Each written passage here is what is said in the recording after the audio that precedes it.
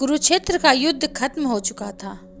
धर्म और अधर्म की लड़ाई जीतकर भी हर पक्ष हार चुका था। और सबसे बड़ा नुकसान वो जिन्हें इतिहास याद नहीं रखता। घटोत्कच, एक योद्धा जिसने अपने प्राण देकर अर्जुन को बचाया, और उसकी माँ राक्षसी हिडिंबा जो अब लौट आई थी, एक खामोश बदला लेने। दशकों से जंगल में शांत बैठी हिडिंबा को जैसे ही घटोत्कच की मृत्यु की भनक मिली, वो कांप उठी। उसकी आंखें लाल हुई, शरीर कांपने लगा और उसकी चीख ने पूरा वन जगा दिया। कई राक्षस दौड़ कर आए, पर वो बस एक शब्द कह सकी, घटोत्कच। उसके बाद वो चुप रही, लेकिन उसकी चुप्पी से धरती हिल उठी।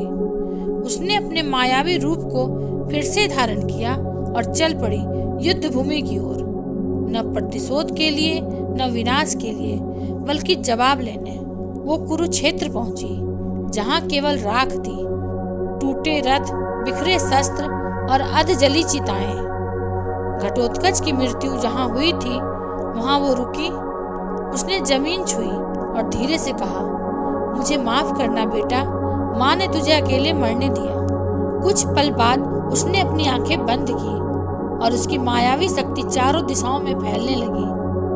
उसने देखा कर्ण कैसे उस अस्त्र को चलाने को मजबूर किया गया, कृष्ण कैसे योजना बनाते रहे, भीम कैसे मौन रहा, द्रौपदी जिसकी संतानों के लिए घटोत्कच आगे बढ़ा। हिडिंबा सब जान चुकी थी।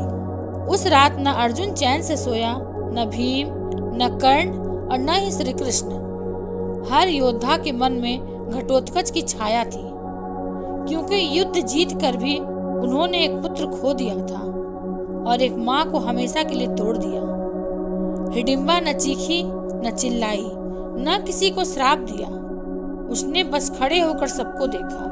कर्ण को देखा जो अपने किए पर पश्चाताप करता था, श्री कृष्ण को देखा जिनकी आंखों में मौन स्वीकार था, और अंत में भीम को देखा जो एक कोने में बैठे बस जमीन घूर रहा था। हिडिंबा ने कुछ नहीं कहा, उसने सब कुछ कहा अपनी खामोशी से। एक माँ जो राक्षसी थी, पर बेटे के लिए देवियों से भी बड़ी बन गई। वो चिता के पास बैठी और बस इतना कहा, घटोत्कच, तेरी माँ तुझसे कभी दूर नहीं जाएगी। उस रात हिडिंबा उसी राख में समा गई। न कोई युद्ध, न कोई बदला, बस एक आखिरी माँ अपने पुत्र के साथ इतिहास में अमर हो गई। कुछ कहानियां बदले से नहीं, त्याग से अमर होती हैं, और हिडिंबा की कहानी उन्हीं में से एक है। अगर आपको यह वीडियो अच्छी लगी हो तो इसे लाइक, शेयर और सब्सक्राइब अवश्य करें। ये महाभारत सिर्फ युद्ध की नहीं, जीवन के ज्ञान की कहानी है। मिलेंगे अगले प्रसंग के साथ। अंत तक देखने के लिए आप सभी का धन्यवाद।